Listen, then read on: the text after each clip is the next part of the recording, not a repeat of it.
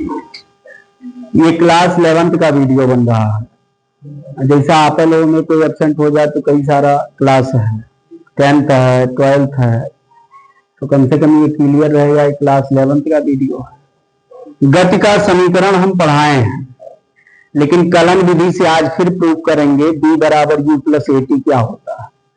तो ध्यान दो, गति का प्रथम समीकरण, गति का प्रथम समीकरण जिसको हम लोग कहते हैं b बराबर u प्लस AT। अब देखो क्लास 9th में इसको ग्राफ विधि से भी सिद्ध कराया गया है। कौन सी विधि? क्लास 11th में ग्राफ विधि और कलन विधि दोनों है, लेकिन 9th क्लास में कलन विधि नहीं था। अब इसमें जो कलन विधि में जो आपका फॉर्मेशन यूज होता है वो स्टैंडर्ड मैथमेटिक्स है। कहा जाए तो इंटीग्रेशन, इंटीग्रेशन माने समाकलन। तो इसमें हम मानेंगे माना सूक्ष्म समयांतराल, माना सूक्ष्म समयांतराल, सूक्ष्म, अब समय को तो हम t बोलते हैं, लेकिन सूक्ष्म के नाते इसके आगे क्या लग जाएगा? dt। माना सूक्ष्म समयांतराल dt में त्वरण स्मॉल a है, त्वरण स्मॉल, तब वेग बराबर, अब सभी लोग पढ़े हैं वेग बराबर होता है विस्थापन बटा समय, तब त्वरण बराबर, त्वरण बराबर आप लोग पढ़े हैं वेग बटा समय।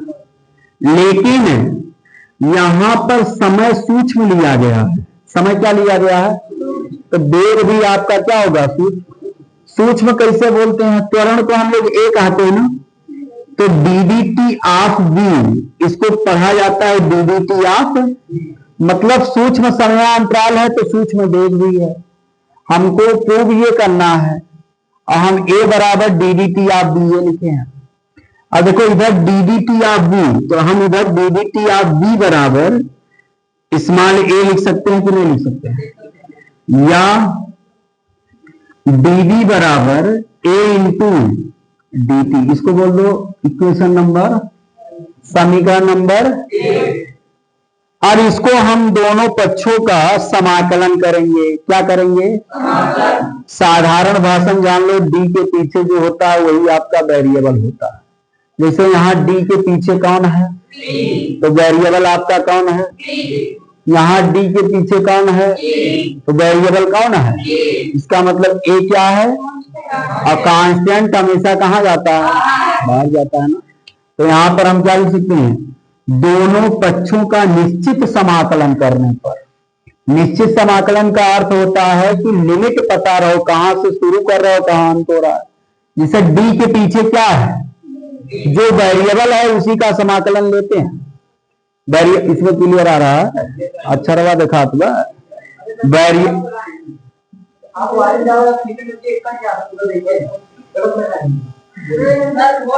ये चालू है, इसका मर्यादा रखो।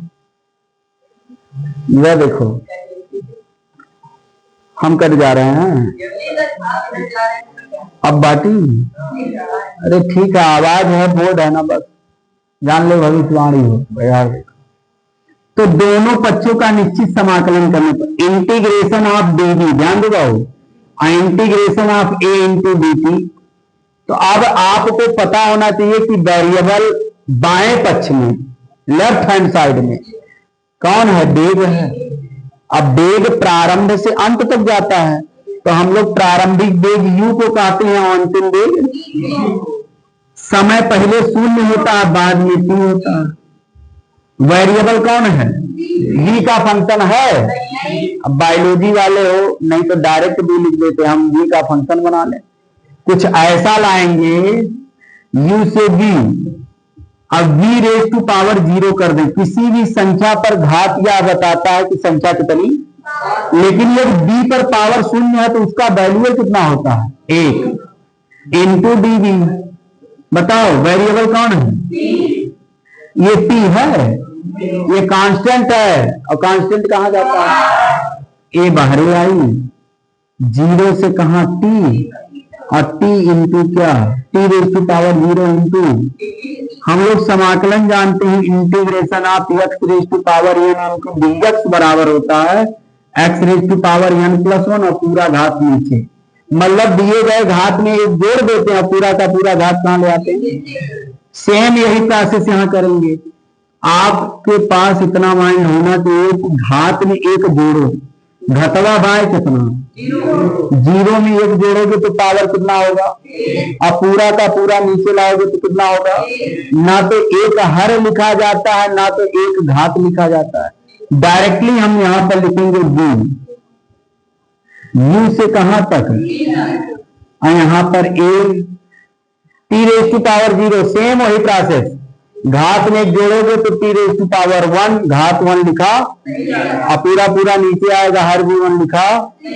इसका मतलब ये लिखा है t, और 0 से कहां जा रहा है, अब नियम होता है upper limit minus lower limit, upper limit कौन है v, लोअर लिमिट कौन है u, अपर लिमिट कौन है t, लोअर लिमिट कौन है 0, तो b minus u equal to t में से 0 गया t, और t का गुणा a में करोगे तो at, या v बराबर u प्लस, यही है आपका गति का प्रथम, इसी को कहते हैं कलन विधि से सिद्ध करना। बात समझ में आया कि नहीं, तो आज वीडियो भी बनाए इस पर, अब बंद कर दो इसको।